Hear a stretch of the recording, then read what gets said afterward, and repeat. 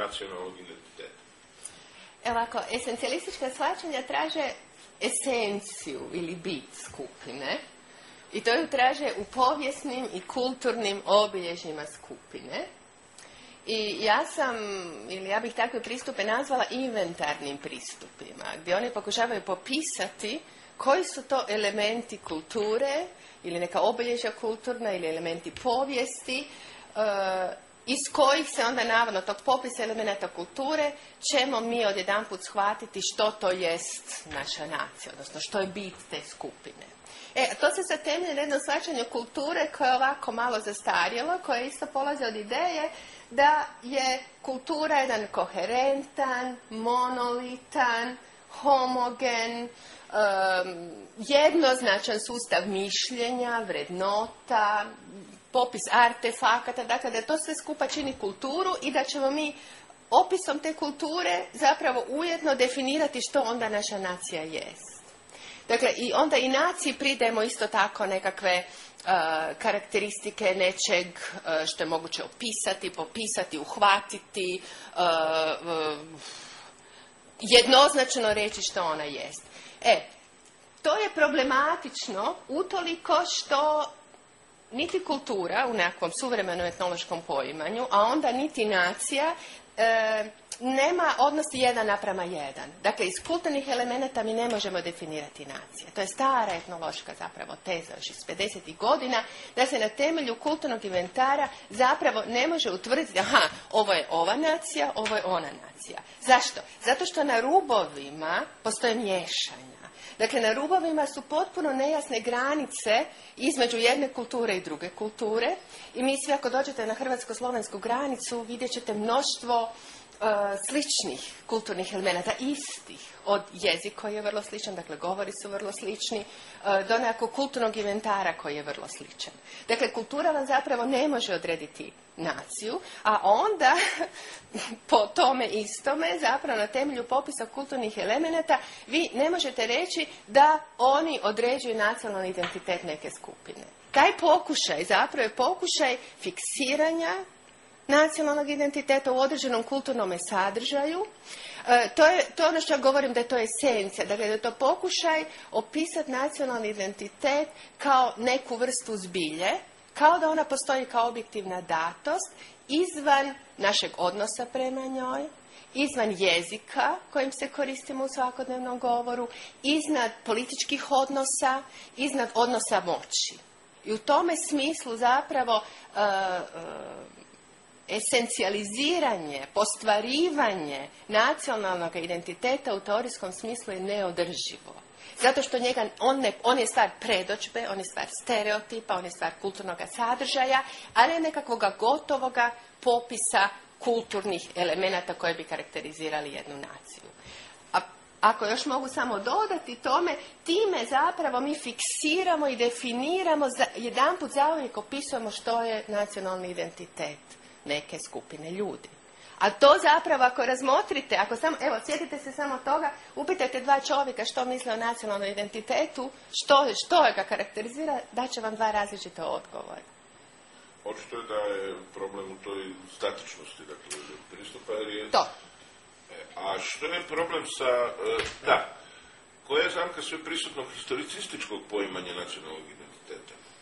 Historicistički pogled, to je pogled u prošlost. Jel da historicizam je taj pravac u povijesti umjetnosti, u likovnim umjetnostima 19. stoljeća, koga zanimaju prošli oblici, obično u arhitekturi. I, dakle, on vrednuje staro. I dvostruka je zamka, bih ja rekla, kada se o nacionalnom identitetu isto, kad mu se pristupa historicistički ili može čak historizirajući, što je širi pojam od historističkoga. Dakle, ovako, s jedne strane, vrednuje se starina.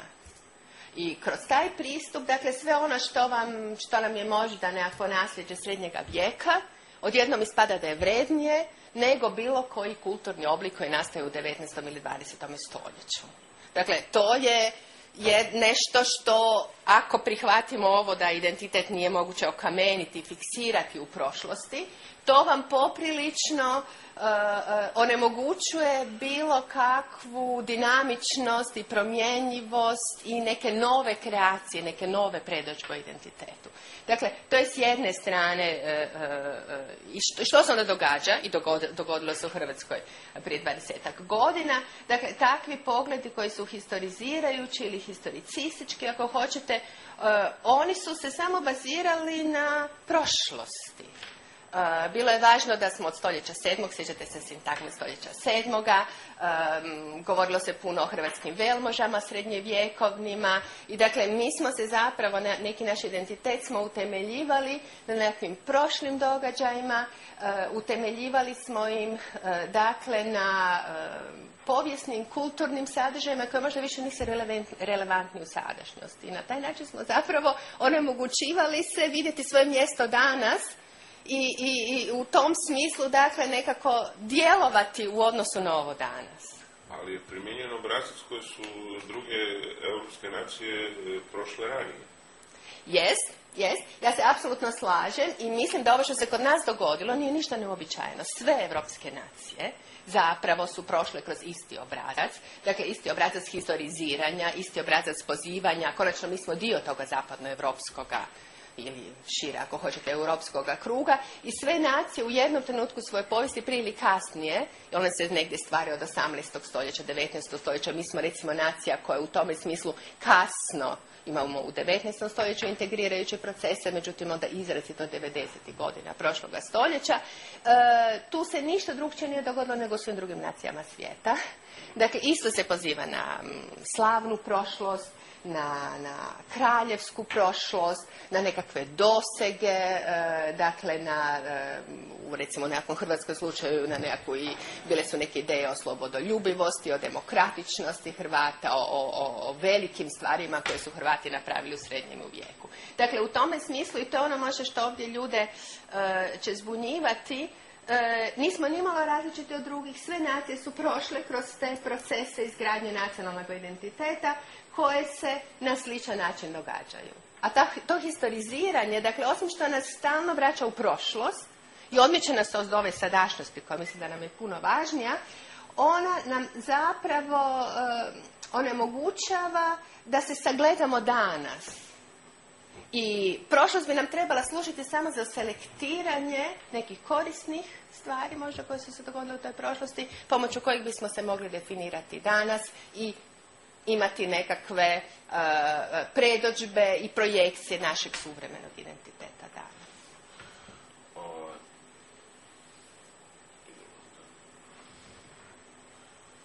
Dobro, mislim da smo na trećem ovim već... Ne, treće bih ja htjela jako puno reći o trećemu. Zbog čega nacionalni identitet nije moguće fiksirati, precizno odrediti, definirati?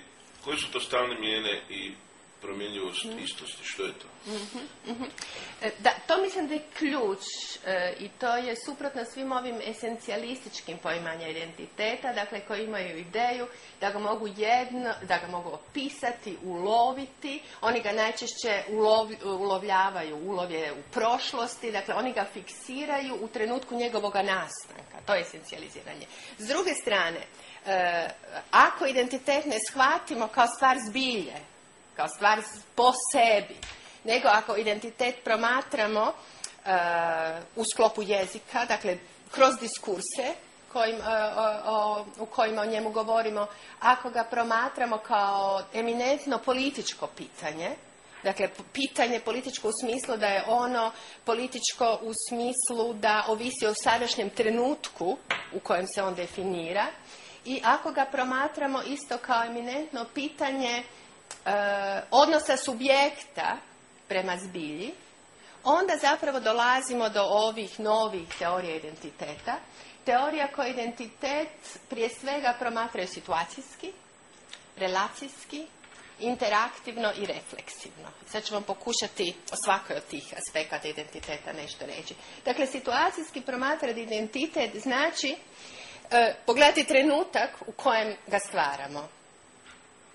To znači, dakle, da je, evo mogu u odnosu na hrvatsku povijest nešto reći o tome, dakle u nekom trenutku hrvatske prošlosti bilo je relevantna uslijed procesa germanizacije i mađarizacije, Hrvati su se priklanjali slavenskoj ideji. Jel da? Nakon 50 godina ili 70 godina neuspješnog slavenskog zajedništva mijenja se predodžba Hrvata o tome kamo oni pripadaju, odmiču se od slavenske ideje, primiču se više nacionalne ideje. I to je ono što nam se događa 90. godina prošloga stoljeća. Dakle, on je definiran je ne samo našom malom situacijom, nego nekakvom evropskom situacijom, pa i nekakvom globalnom situacijom, dakle i promjenjivim društvenim i političkim snagama koje djeluju u društvu.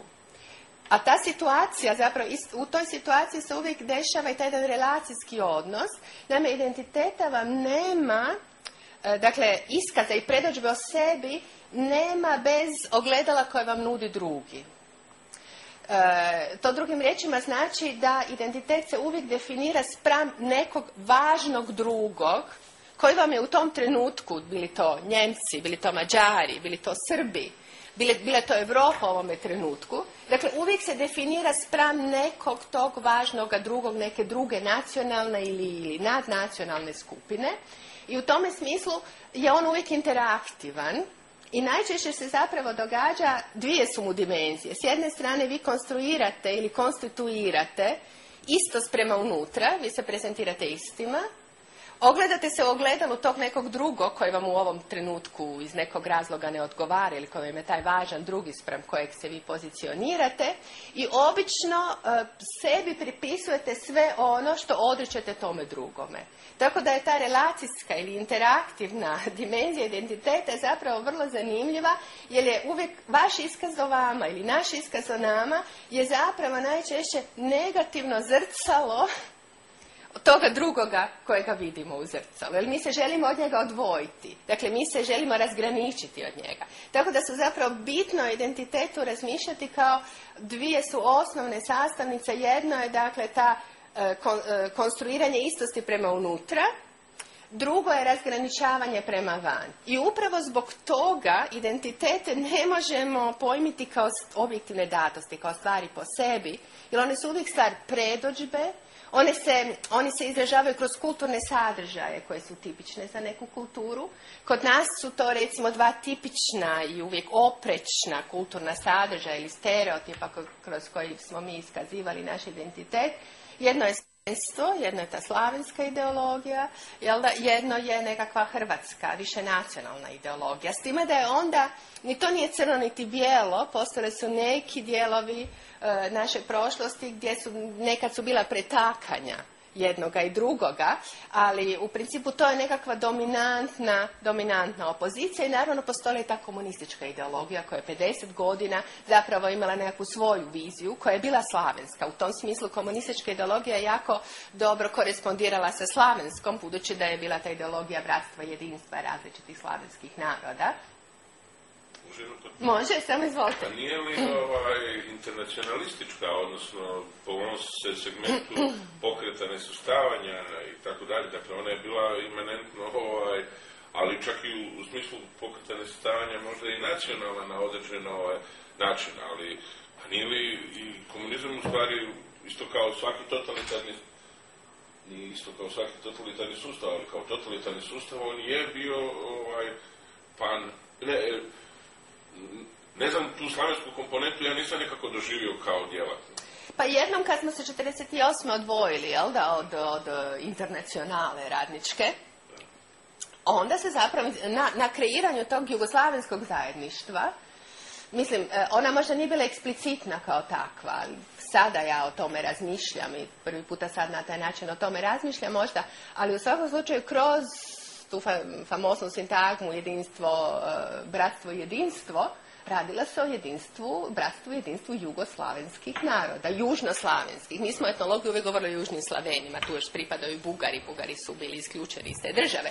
Dakle, u tom smislu možete reći da je u podlozi komunističke ideologije jednom nakon dakle, ne Staljinu, 1948. godine, da je u podlozi bila izrazito slavenska orijentacija. I to se jako lijepo vidi u etnologiji. Etnologija koja je, kao i sve društvene humanističke znanosti, zapravo uvijek korespondira i nekako se prilagođava nekoj općoj društvenoj ideologiji.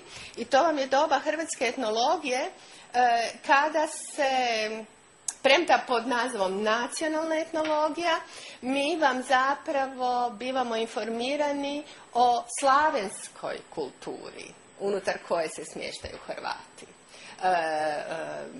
Hrvatska se kultura kroz predavanja kojima smo mi bili izloženi, dakle rastače na niz regionalnih kultura, dakle u prostoru se smješta gdje onda se promatra jedna balkanska komponenta kulture, pa se promatra srednjoevropska, mediteranska komponenta kulture, a u nekakvom vertikalnom dijakronijskom nizu mi tu govorimo, ne možemo govoriti uopće o hrvatskoj nekakvoj kulturi u srednjem vijeku, govorimo o slavenskim utjecajima, o slavenskim supstratima u današnjoj kulturi i govorimo onda o preslavenskim, to su ovi paleobalkanski, to su kao ilirski supstrat, pa tu vam je rimski, grčki supstrat, pa onda tek dolazi slavenski, nakon slavenskoga svi ovi srednjoevropski, germanski, drugi aperinski utjecaj i slično. Dakle, mislim da bi se moglo, pogotovo unutar dakle, struke kojom se ja bavim, discipline iz koje ja dolazim, mislim da je svakako to razdoblje komunizma zapravo u nekakvome, dakle po pitanjima nacije, pripadnosti, identiteta, bilo slavenski orijentirano, a ne nacionalno. Kad se usporede dvije povijesne epohe, ilirskog pokreta primjerice, sad ovo što govorite o komunizmu, to je onda potkrepa onog kako ideologije u stvari oblikuju razumijevanje identiteta. U odnosu na slavensko, potpuno drugačije smo se odnosili unutar Austro-Ugarske nego li unutar druge Jugoslavije.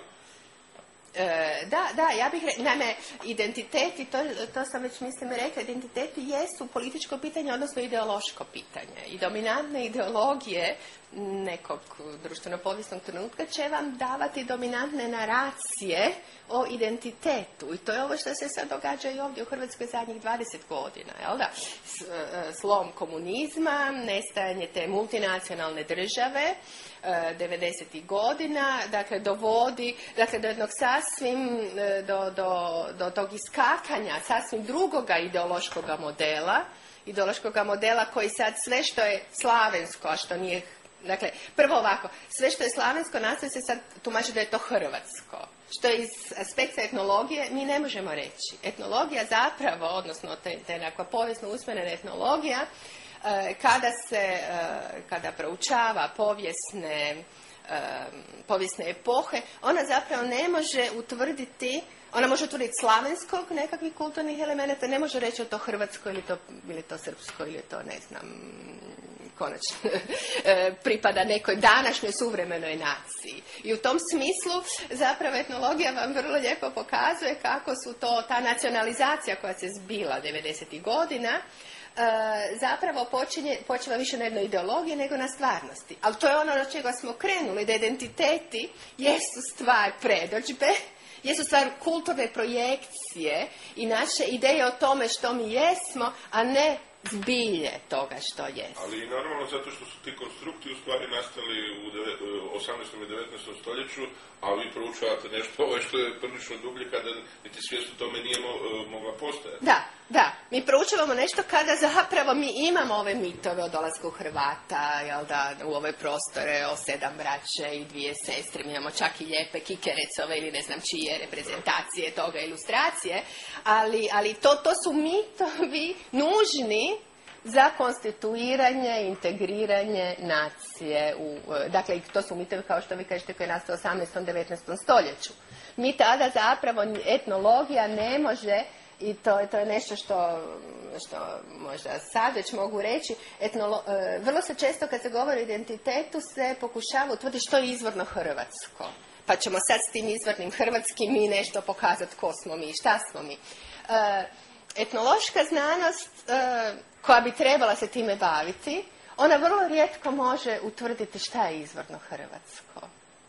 Zašto? Zato što su kulturni procesi, to su procesi izrazitoga miješanja, to su procesi susreta kultura, posuđivanja, postoji jedan veliki pravac u etnologiji koji se bave takozvanom difuzijom, dakle širenjem kulturnih elemenata. I doista kulture ne poznaju granice. Granice su uostalom isto tako izmišljene, čvrste granice idu sa nacionalnim državama. Prije toga u nekom srednjem vijeku feudalne granice su bile vrlo propusne i bile su sasvim drukčije definirane nego što su danas. Dakle, kulture ne poznaju te granice i mi danas smo naučeni da smišljati u nekim na mozaični način. Aha, ova kultura je tu, ovo je njemačka kultura, ovo je francuska kultura, ovo je hrvatska kultura. Međutim, granice te nacionalne su konstrukti 18. 19. stoljeća koje pokušavaju umjetno zaustaviti kulturne procese. Kulturne procese ne možete zaustaviti, kao što danas vidimo globalizacija koja je zapravo jedan proces koji nadilazi sve granice. Granice joj ništa ne znače. I u tome smislu zapravo hrvatska etnologija ne može reći o izvornosti gotovo ni jednog elementa hrvatske kulture. Tako je, ali povijest svjedoči o tome, mislim, ako je religija jedan od oblika kulture, evo, to je najbolji primjer, dakle, od progonjene religije unutar Rimskog carstva do državne religije, dakle, ta se kultura širila potpuno, dakle, religijska kultura kršćanstva, mislim. Da. I to onda sada specificirati kao nešto. Da, odnosno mi možemo to, sad to ovisi o tom relacijskom. Zašto smo mi to mogli? Zašto mi to još uvijek možemo? Zato što su nam još uvijek relevantni drugi ortodoksni kršćani.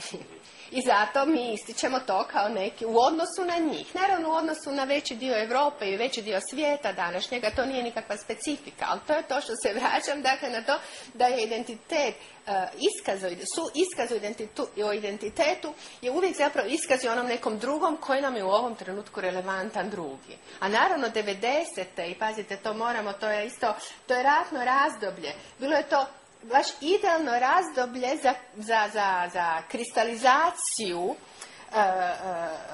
hrvatskog nacionalnog identiteta u odnosu na te druge koji su nas ugrožavali fizički i na svaki drugi način. Ja bih malo sad simplificirao, dakle, može se reći u Blohovom smislu zgusnuto vrijeme. Bolje da smo to odradili u stvari kratko, nego da smo u nekoj drugoj epohi bi možda nam trebalo stoljeće. Mi smo to zapravo relativno brzo, kratko obavili. Vrlo brzo nakon toga, već sredina 92. polovica 90-ih, već nestaje tog neupitnog, homogenog identiteta Hrvata. Već, i to sad vam pokazuje isto promjenjivost i nemogućnost da se on uhvati, već druga polovica 90-ih godina zapravo dolaze u prvi plan sve razlike unutar Hrvatske.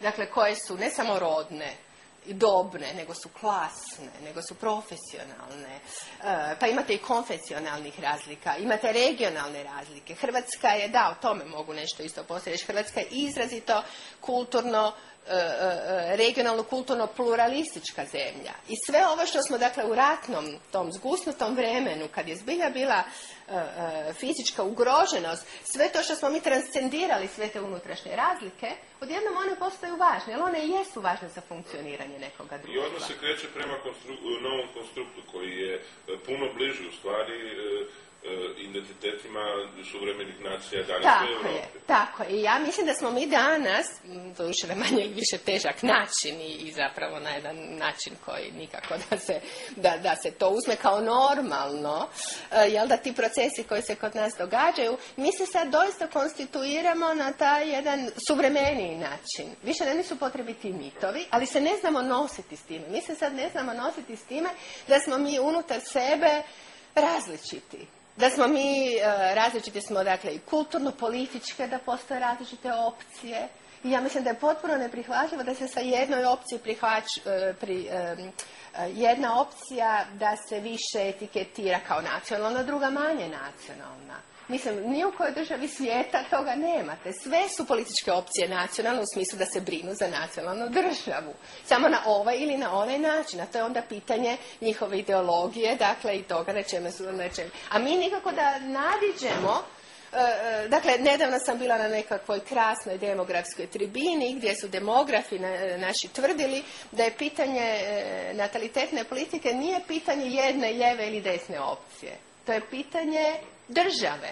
To je pitanje nacionalne države. I da je to zapravo stalno nekako kad dođu lijevi na vlast ili kad dođu desni na vlast, pa mijenjanje tih politika, da to zapravo dugoročno će samo loše činiti i da će stanovništvo ove države padati i padati. Tako da tu mi imamo problem, dakle, od tog jednog esencijaliziranja identiteta. Mi smo stari, najstariji evropski narod, čak mislim da su nam bili rekli. Mi možemo biti ponosni na svoju prošlost. Mi smo, dakle, zbilja bili okupljeni oko te, ne toliko oko tih mitova o prošlosti, koliko zapravo od agresije koja je na nas izvršena.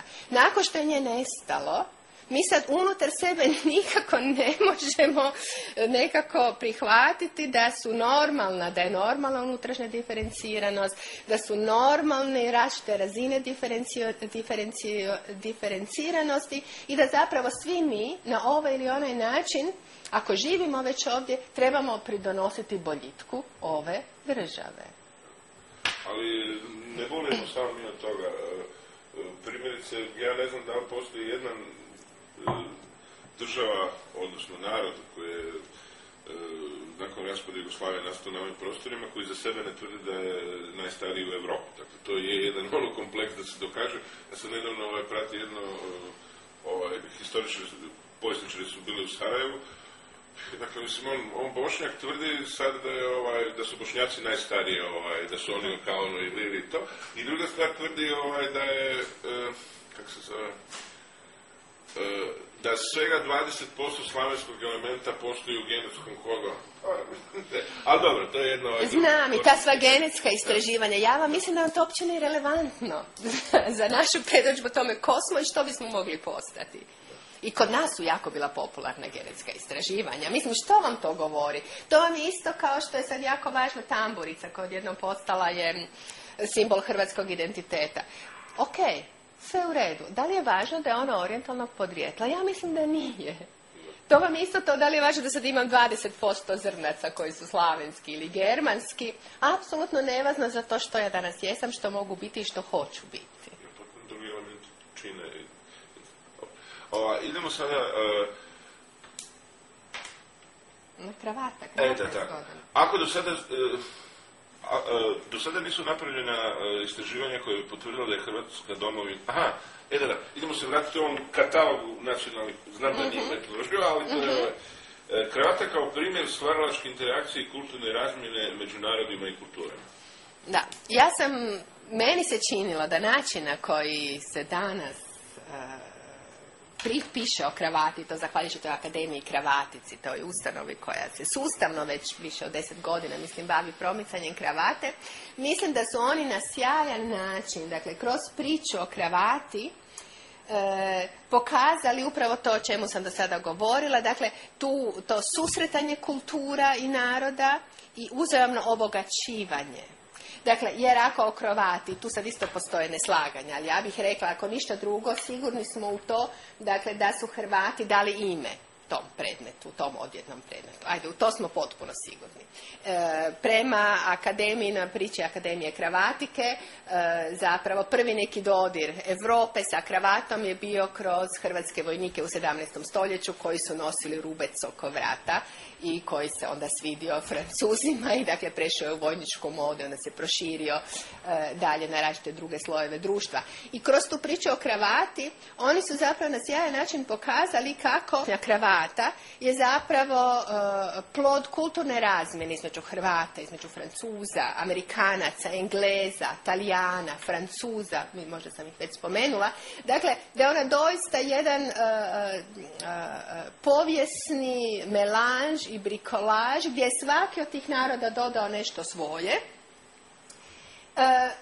Prema tome, kravata je danas, i to je onda jako lijepo u njihovoj priči, ona je zapravo samo metonimija hrvatske kulture. Ona je dakle nešto s čime oni identificiraju hrvatsku kulturu, ali kao dio svih drugih kultura evropskih, pa i svjetskih, i američka tu uključiva. Dakle, one govore o metaforičkim krugovima hrvatske pripadnosti različitim kulturnim krugovima. I ja mislim da u tom smislu i nekako govoriti i razvijati, govoriti o hrvatskom identitetu i prezentirati hrvatski identitet.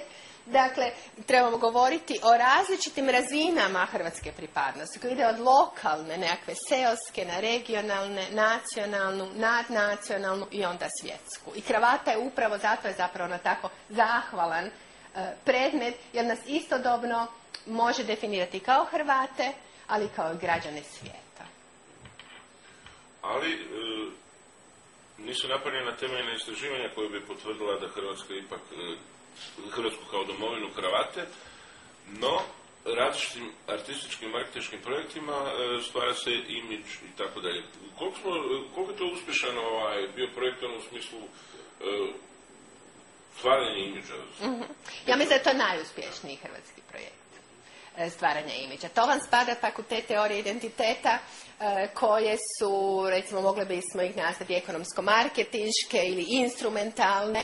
Dakle, to su one teorije ili oni načini kreiranja identiteta koji smatraju, dakle, da je za uspjeh jedne nacionalne države na svjetskoj pozornici zapravo bitno da ona bude prepoznata po nečemu. Dakle, i odnosi toga je ta neka ideja da identitet je zapravo pitanje prepoznatljivosti. Nije važno jeste mali, jeste veliki. Kaže, dakle, kakav ćete imidž prodati. I ja mislim da u tom smislu Akademija je savršeni imidž prodala. Ja ću se vratiti poslije na ovo pitanje da li je to domovina Hrvata ili nije, ali bih htjela reći zašto je to u teorijskom smislu mi se čini savršen način predočivanja suvremenog hrvatskog identiteta. Zato što u osnovi zapravo ima tu ideju da je identitet projekt, da je identitet koja govori o toj zajednici iz suvremenosti i koja konstruira izvjesnu budućnost te zajednice. I to baš vam lijepo pokazuje, dakle, da identiteti, ako ih tako shvatimo, dakle, kao projekciju toga što mi jesmo i kao nekakav projekt u kojem se mi želimo pozitivno prezentirati i predstaviti drugima, ne bi li nas drugi prihvatili kao takve, kao što se mi prepoznajemo, je bit identiteta. Dakle, identitet nije pogled uperen prema nazad, ono što smo bili, kroz te neke popise elemenata, nego identitet bi zapravo trebao biti shvaćen kao naš projekt onoga što mi želimo biti. A ako mi želimo biti isto dobro i Hrvati, i Evropljani, i građani svijeta, onda je taj projekt savršen za nas, projekt kravate. E sad, jesmo li domovina kravata ili nismo? Nevažno je opet, potpuno je nevažno i zapravo vjerojatno se neće nikada točno moći utvrditi, dakle, da li su prvi hrvatski vojnici, dakle, da li je njihovo nošenje rupca oko vrata, dakle, u podlozi nekakvoga predmeta.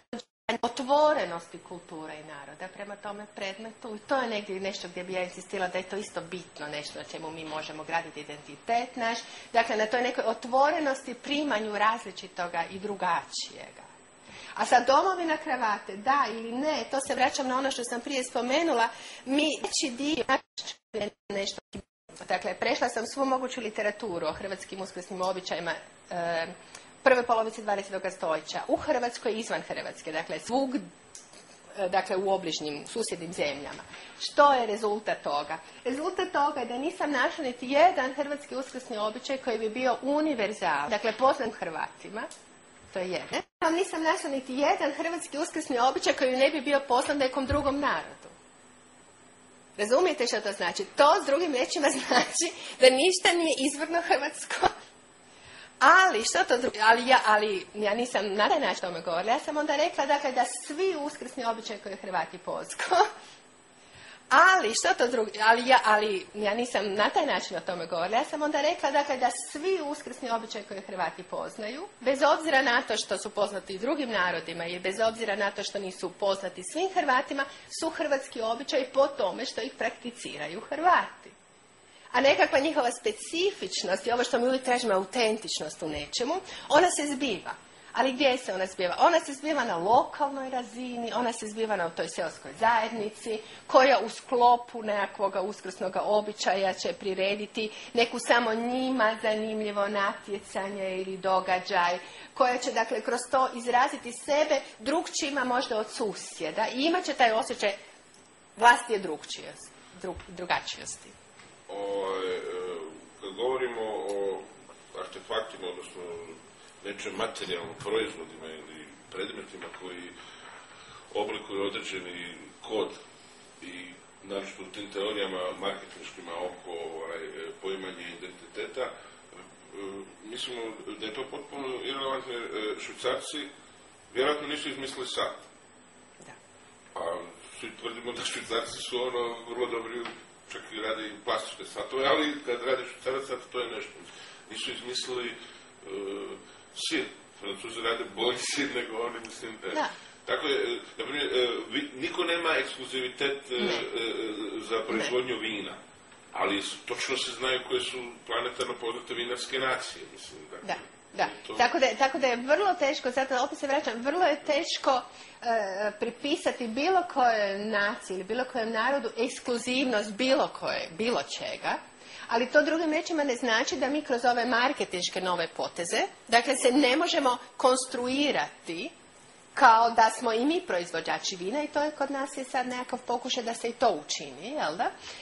S time da samo jednu možda digresiju na ovo konstrukcija. Ljudi obično ne vole kad se govore o konstruiranju identiteta ili nacije, jer misle da je nešto lažno u pitanju. Jel da? Ali ne. U teorijskom smislu to samo znači dakle, da to nije unaprijed zadano, nego da se kroz društvene događaje, kroz povijesne događaje konstituira ili gradi identitet. Jel da? I u tom smislu, dakle, su oni konstrukti. Konstrukt neće reći da je to lažno, da nije istinito. Samo hoće reći dakle, da smo ga mi izgradili kroz neke društvene odnose. I u tom smislu ja sam često naišla kad to govorim i studentima, studenti su zaprepašteni da govorimo o konstrukcijama nacionalnog identiteta. Zato što ne shvaćaju da svaki iskaz o nacionalnom identitetu je zapravo naracija, jedna predodžba, jedan stereotip o tome što mi jesmo, a ne nikakva čvrsto uhvatljiva zbilja, koja se može mjeriti našim jezikom, nekakvim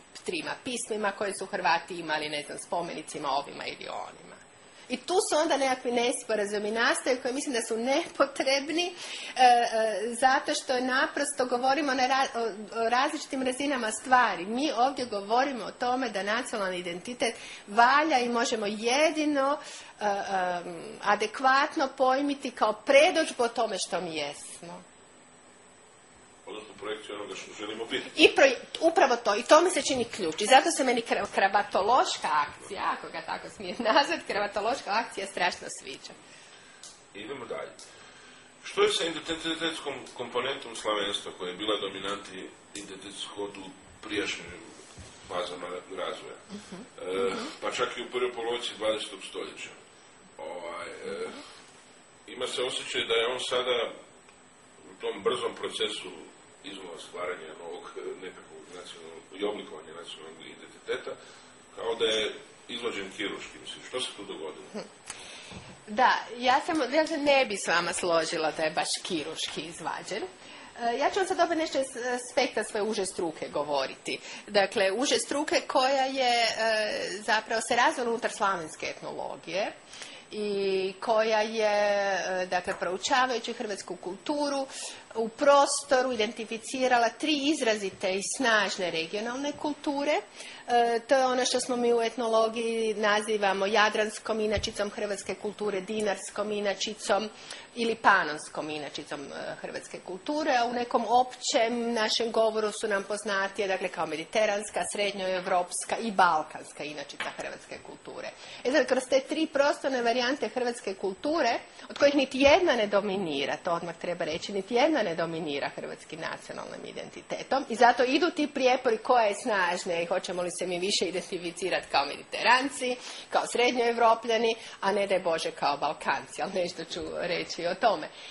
A kroz te tri regionalne inačice se zapravo kroz sve tri se provlači jaka slavenska komponenta hrvatske kulture. I to je ono, ako uopće možemo govoriti o objektivnim sadržajima neke kulture, ona svakako jest inkorporirana i objektivan je sadržaj hrvatske kulture u sve tri inačice. Dakle, panonska kultura, to je ta dakle, sjeverna hrvatska kultura ili srednjoeuropska inačica hrvatske kulture je izrazito slavensko obilježena, poljodjelstvo, izrazite su sve što dolazi iz poljodjelstva, zapravo to je ono što je slavenski supstrat u našoj kulturi.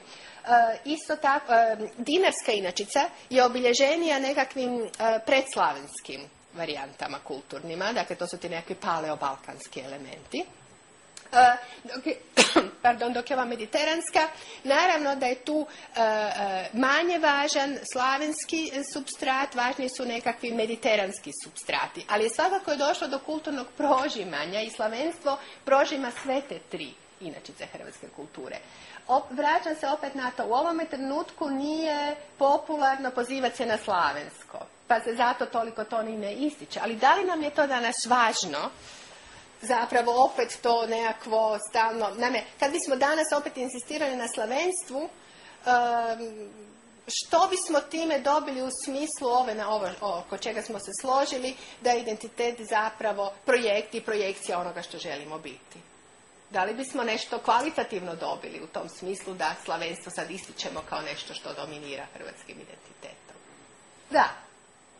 Dakle, ona je apsolutno u etnologiji nikad nije došlo. U etnologiji nije bilo revizije, to moram reći. To je zapravo, etnologija se uspjela i u socijalizmu očuvati donekle od tih političkih, od ideologije i nije došlo do nekakve bitne revizije i revidiranja nekakvih ključnih postavki u hrvatskoj etnologiji. Tako da...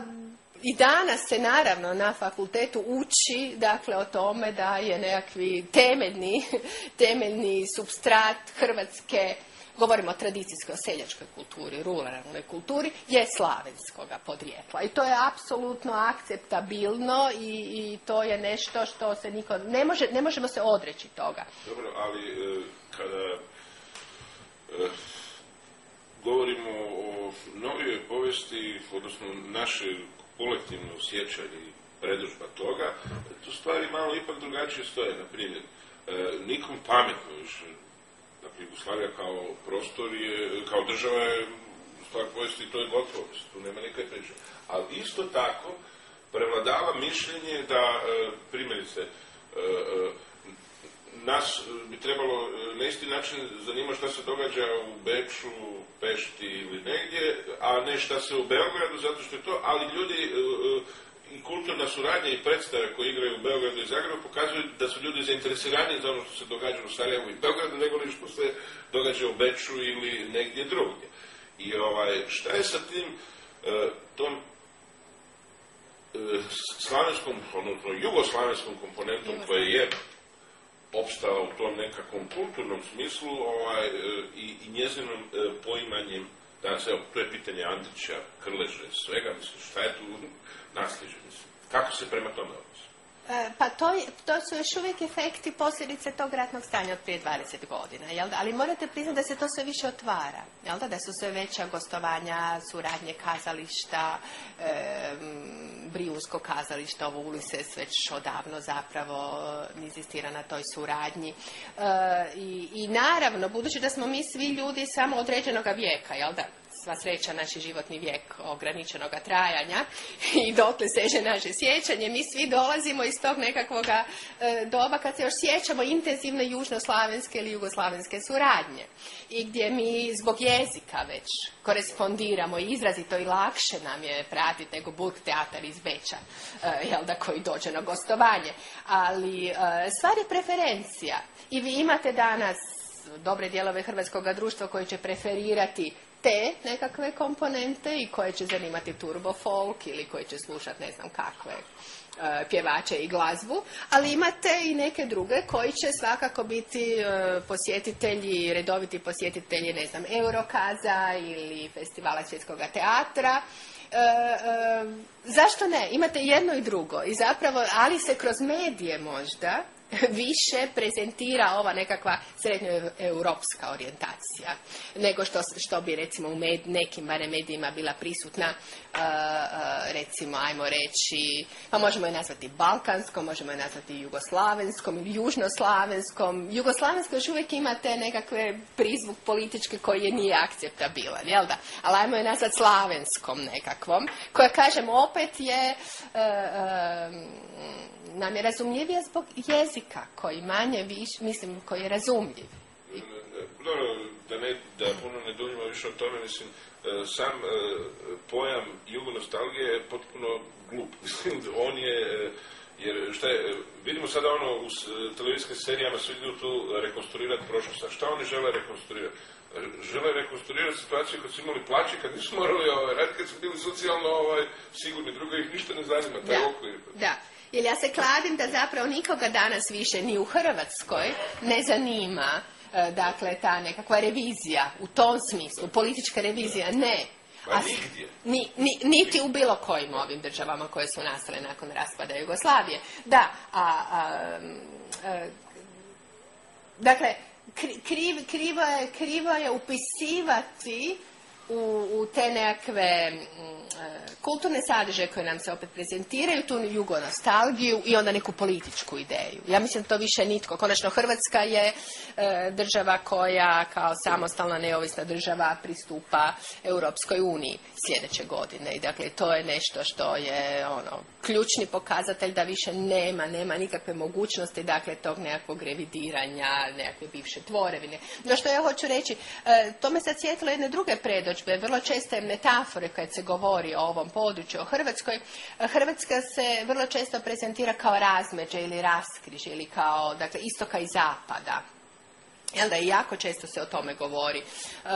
Dakle, da se tu susreću istok i zapad, u vjeri se susreću, u nekakvim političkim ideologijama se susreću, u kulturnim nekakvim obracima se susreću i slično. I premda je taj geografski položaj češće dovodio do sukoba, i ovdje su vrlo često se vodili ili vjerski ratovi ili, ne znam, politički, ideološki ratovi, dakle, zato što je to područje susretišta istoka i zapada, mi danas, budući da smo kratkoga pamćenja i da mislimo samo u terminima ljudskoga vijeka, prezentni su nam sukobi koji su se dešavali na tome području. Manje su nam prezentni nekakvi mostovi koji su tu bili građeni. Manje su nam prezentne državne tvorbe koje su obuhvaćale i taj takozvani istok i takozvani zapad. Jel da? I u tom smislu vrlo lijepo o tome pisao recimo Ivo Žanić koji je govorio o tim trima metaforama koje se u Hrvatskoj primjenjuju za opisivanje njezina položaja i pripadnosti. Dakle, metafora mosta, raskrižja i predziđa. Sjećate se predziđa isto kršćanstva. A svaka od njih zapravo implicira ili sukob ili neku blisko. Zato bih ja rađe govorila da smo mi na dodiru različitih civilizacija. I sad svatko onda može iz tog dodira interpretirati što hoće. Ali bilo bi idealno, da, prožimanje i dodir, ali bilo bi idealno zapravo kad bismo se, i hoćemo s vremenom, ako ne bude novih ratova ovdje kod nas, s vremenom bi se trebali osloboditi te ideje da pretežu ratovi i sukobi. Ne, postojala su stoljeća gdje nije bilo ratova i sukoba, nego nekakve mirne koegzistencije i mostovlja.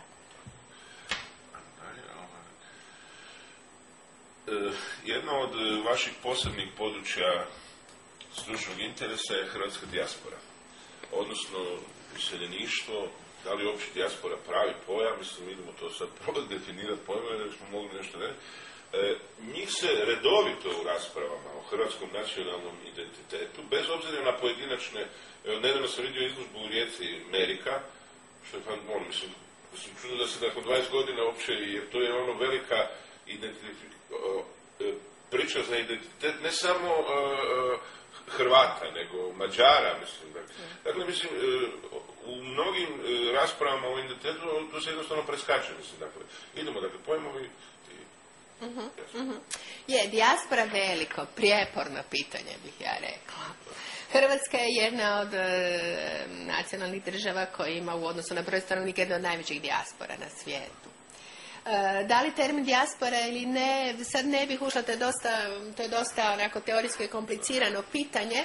Dijaspora da, u smislu da su to ljudi izmješteni, koji žive dakle izvan teritorija nacionalne države, u tom smislu je u redu o njima govoriti, i s druge strane to su ljudi koji sad postaje evidentno, manje ili više se uglavnom neće vratiti. A to je jedno od bitnih obilježja dijaspore. Dakle, dijaspora je ekstrateritorijalna, izvan teritorija nacionalne države živuća zajednica koja se identificira sa tom nacionalnom državom. Dakle, poslije su opet u ovih 20 godina, da samo idem na ovih 20 godina, te nekakve različite opet sinusoide u odnosu prema dijaspori.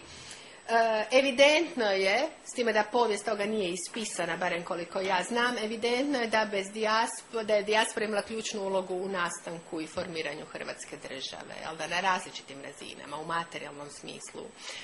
Mislim, ja poznajem ljude koji su dizali kredite da bi pomagali konstituiranju neovisne Hrvatske države, koji su se zaduživali. Dakle, i onda je bilo u tom periodu naravno i povratnika, ljudi iz dijaspore koji su u nekom trenutku obnašali ključne funkcije u Hrvatskoj državi i politici. Dakle, 90. početak, prvi dio 90-ih je izrazito sudjelovanje dijaspore u nastanku ove države. Međutim, već krajem 90-ih dolazi do obostranog hlađenja odnosa. S jedne strane imate razočaranu dijasporu, s druge strane imate domaće stanovništvo koje odjednom zapravo isto više ne treba tu dijasporu iz različitih razloga, da sad u to ne ulažem, da u to ne ulazimo. U svakom slučaju rađa se jedan izrazito ambivalentan odnos prema dijaspori. Dakle, koji je djelomično i ona ga razvija, ovdje se strahovito razvija upravo zbog toga što je, dakle, zbog tih nekih stvari koje su se dogodile početkom 90. godina, dijaspora odjednom bila negativno zapravo etiketirana unutar Hrvatske države. Jedno i drugo je neispisana tema. Ima tu i tamo nekakvih pokušaja da se nešto o tome ispiše. Na što mene zanima i gdje ja vidim potencijal i zapravo veliki potencijal hrvatske dijaspore, pa i u izgradnji suvremenog hrvatskog nacionalnog identiteta, to je u drugoj i trećoj generaciji, dakle potomcima prve generacije migranata, Hrvata. Dakle, to su mladi ljudi, kad govorimo o Južnoj Americi, to je već 4. i 5. generacija, ali oni se vraćaju u manjoj mjeri. Međutim, postoji posljednjih 10 godina, a prve nekakve naznake toga smo već vidjeli u ratu, kada mladi ljudi, dakle potomci Hrvata, koji su emigrirali, dakle to je ono što zovemo druga, treća generacija, se vraćaju, ako možemo to nazvati povratkom. U svakom slučaju oni imigriraju u zemlju svojih predaka. I to je fenomen koji opet statistički nije obrađen, mi nemamo nikakve pouzdane podatke o tome koji je to broj ljudi. Mi samo znademo da njih imade. Ja upravo sad radim neka istraživanja te vrste, gdje se pokazalo da se mladi ljudi, podrijetlom Hrvati, odlučuju naseliti u zemlju svojih predaka. Iz Australije dolaze, iz Kanade dolaze iz Južne Amerike donekle. Sjeverna Amerika nešto manje, jer su tamo iz raznih razloga dobro integrirani i slično. I dolaskom ovdje zapravo se zbiva još jedan meni sad zanimljiv u kulturnom smislu fenomen. Naime, oni vam dolaze kao mladi ljudi koji svakako imaju i hrvatski, ali i neki drugi identitet. Oni su australski Hrvati ili oni su kanadski Hrvati. Dakle, oni su u nekakvom svom identitetu i pripadnosti su i jedno i drugo. Dakle, oni prepoznaju Hrvatsku kao zemlju svojih predaka, dobro se osjećaju ovdje. Oni će čak biti manje kritični nego što smo mi svi prema toj Hrvatskoj. Zašto? Zato što dolaze sa tom idejom da bi oni ovdje želi zasnovati budućnost. I dakle, vrlo su pozitivno orijentirani, a dolaze zapravo sa tom nekom sviješću koja nije usko nacionalna svijest, nego koja je zapravo, ako hoćete, To su mladi ljudi, to je svijest, dakle, to su ljudi koji se osjećaju građanima svijeta, ali ujedno i Hrvatske. Dakle, patriotski osjećaj, ali i ujedno taj patriotski osjećaj prati osjećaj da oni pripadaju nekakvoj kulturi mladih ljudi, građana svijeta. I dakle, oni u svom identitetu, njihovi identiteti su otvoreni, oni ne funkcioniraju po logici ili samo ovo ili samo ono, nego oni funkcioniraju po logici ja sam i jedno i drugo, idemo vidjeti što ja kao takav mogu pridonijeti razvoju ovoga društva. I tu ja vidim zapravo na sjajan potencijal tih mladih ljudi na otvaranju hrvatskog identiteta i na konačnom bijegu iz tog straha da će se hrvatski identitet rastopiti u nečemu trećem. Ali, naravno, što će se Hrvatska više razvijati, tako će taj njihov drugi identitet biti slični identitetu domicilnog stanovništva, dakle, njihovi vršnjaka, jer on je također različit od identiteta njihovih roditelja. Jer oni koji su primjerice završili fakultete sada 2010-ih, 12-ih, oni su baš u poimanju također se više nego njihovi roditelji smatraju građanima svijeta. Pa da, pa to hoćeš i ovi mladi naši ljudi koji ovdje odrastaju. Oni su otvoreni, oni možda nisu u tom smislu mobilni kao što su ovi mladi ljudi koji dolaze iz dijaspore. Ali danas vam i mobilnost nije ključ za upoznavanje drugih oblika kulture, drugih svjetova. Kao što znamo kroz internet, kroz ove moderne tehnologije. Zapravo možete cijeli život ostati u Vlaškoj 122 kao što sam ja, ali ste zapravo kroz različite dodire, kroz različite komunikacije, putovanja, virtualna putovanja, komunikaciju sa ljudima sa svih strana svijeta, kroz glazbu, vi zapravo nadilazite tu vašu usku, lokalnu, parohijalnu kulturu. I u tom smislu oni će postati slični njima, ali ja sam, i to bih htjela ovdje sad spomenuti, ja sam zanimljivu jedno izrazito zgodnu izjavu jedne australske mlade Hrvatice čula.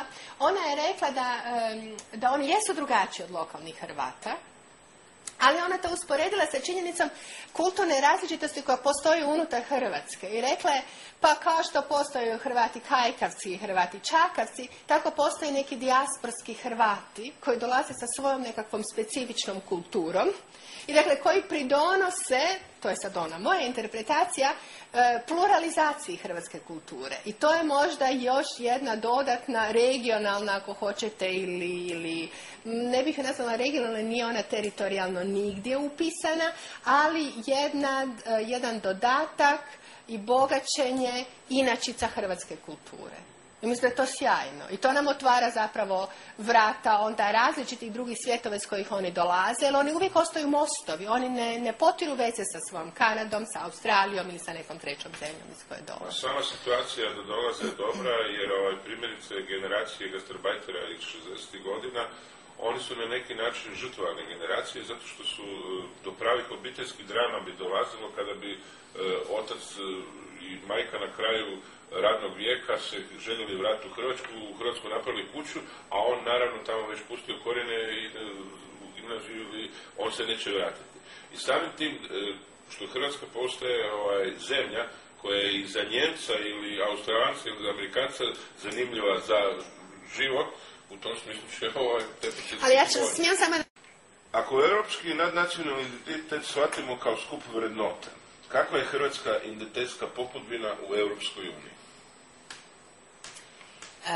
Da, ja vam opet neću govoriti u inventarnim terminima, jel da ja vam sad neću nabrojati što je popudbina Hrvata i Hrvatske u Europskoj uniji, jel to sam rekla da to je nemoguće napraviti. Ja bih ovako rekla, da su 2 ili 3 stvari ključne, dakle što Hrvatska unosi u Europsku uniju i kako se treba projicirati dalje i koji je projekt njezinog poželjnog identiteta.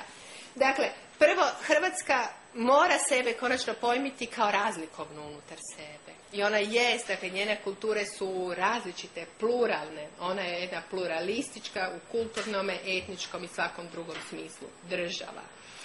Drugo, ona je otvorena i oduvijek je bila otvorena spram različitih kulturnih utjecaja. Što drugim riječima znači da osim možda u nekim dijelovima svoje prošlosti, kad je bila isključiva, Hrvati su zapravo se pokazali uključivima.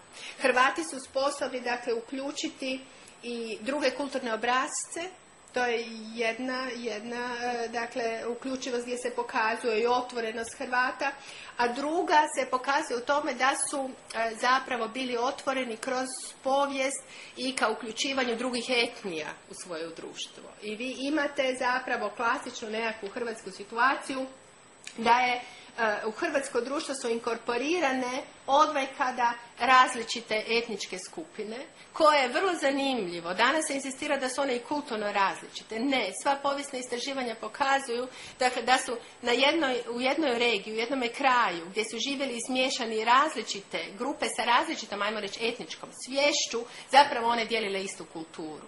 Danas se zapravo insistira na tome da se unutar, dakle, jednog istog teritorija te etničke grupe razlikuju i kulturno. Dakle, u tom smislu ja mislim da bi trebalo graditi hrvatski identitet kao otvoren, kao razlikovan, kao uključiv, da bismo trebali više insistirati na nekoj solidarnosti među Hrvatima, dakle svim ljudima koji žive na hrvatskom teritoriju. I u smislu te uključivosti, otvorenosti i inkorporiranja različitosti, mislim da bi trebalo tu etnonacionalnu ideju nacije sve više razvijati u smislu građanske ideje nacije. To drugim riječima znači, dakle, da bi trebalo konačno, dakle, govoriti o Hrvatima u političkom smislu.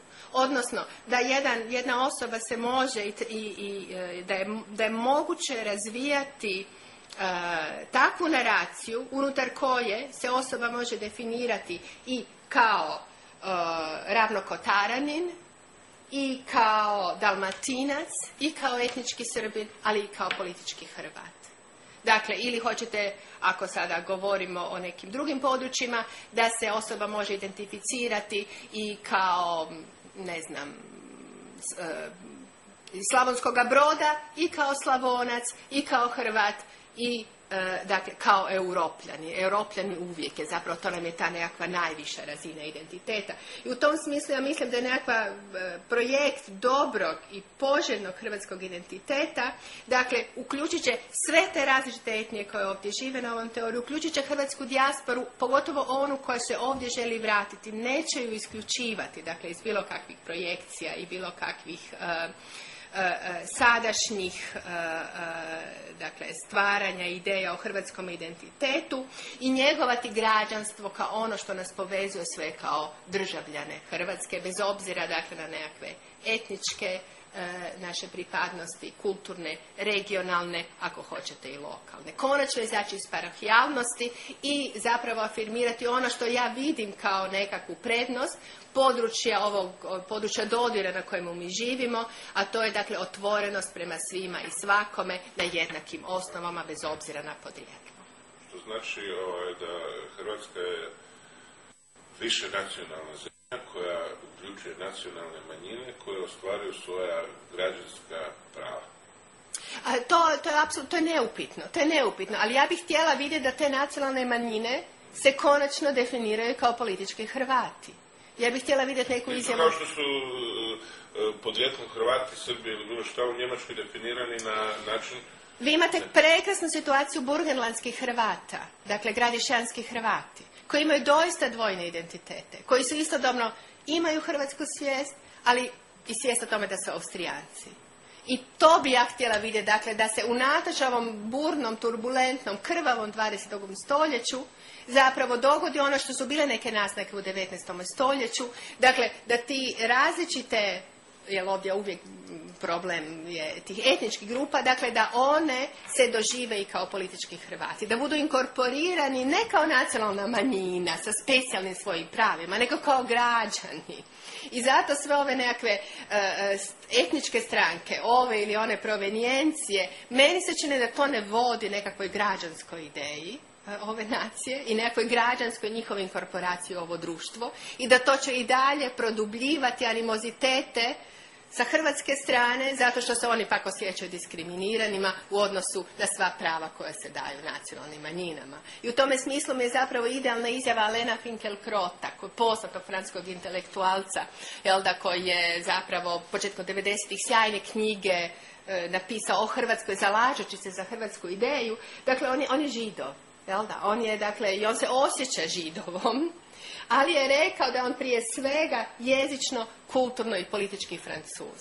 To bih ja voljela čuti od nekakvih nacionalnih manjina u Hrvatskoj. Dakle, da se oni osjećaju Srbima, Slovacima, Romima, Mađarima, ali da su prije svega, dakle, i jezično, i kulturno, i politički Hrvati. Možda utopijski. Ali samo morate još pojasniti ove pitanje tu etniciteta i ove dominirajuće nacije. Mislim, sami smo svjesni da će to jako teško ići. Da je to strahovito osjetljivo pitanje, da je puno osjetljivije pitanje nego što je to pitanje u Austriji ili bilo kojoj europskoj državi. Zašto? I kod njih je to bilo osjetljivo. Mi je da je prije 20 godina, 15 godina tek što je završio rat. I zato je to još uvijek tako osjetljivo pitanje. Ali ja mislim da naprosto treba mijenjati svijest ljudi. I mislim da tome jako puno pomaže. Dakle, postoje nacionalna prava, etnička prava, prava nacionalnih manjina. Ali istodobno postoje i ova prava osobe. Dakle, i sad je tu zapravo u mnogo država je zapravo sad treba pronaći tu pravu ravnotežu između ljudskoga prava i nekakvog nacionalnog prava. I ova ljudska prava su uvijek vezana uz građanske opcije, gdje smo svi isti. Mi sa perpetuiranjem ovih nekakvih posebnih etničkih prava, mi zapravo stalno uvodimo izvjesnu diskriminaciju u društvo. Jer je pretpostavka da su oni diskriminirani na temelju svoje etničke pripadnosti, pa im moramo davati posebne neke poticaje, dakle moramo ali zašto polazimo od te pretpostavke? Od te pretpostavke se polazi samo zato što su u 20. stoljeću bila dva rata koja su zapravo interpretirana kao etnički, bratoubilački i nacionalni ratovi. Da li su oni to baš bili, ja nisam baš posve sigurna, da li su bili isključivo te prirode. Da. Ali dobro, možemo završiti da je to jedna optimistička formula za širu regiju. Jer pitanje Bosne i Hercegovine, Kosova i svega se bez afirmacije građanskog društva... Pa vidite, Bosna i Hercegovina, tu se ništa neće dogoditi bez afirmacije građanskog društva. Ništa se neće dogoditi dok Srbi zapravo i svi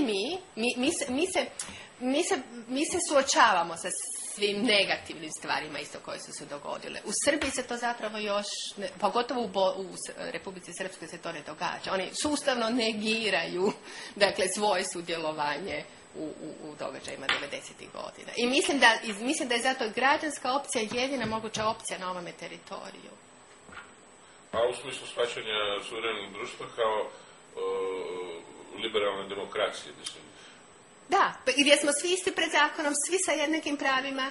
Znate a te takozvane pozitivne diskriminacije ove ili one etnije, one pretpostavljaju da su one diskriminirane. Jesu li doista diskriminirane? I kamo će dovesti činjenica da vi u Vukovaru još do danas imate dvojezične škole, da vi imate odvojenu djecu i odvojene udžbenike po kojima se uči.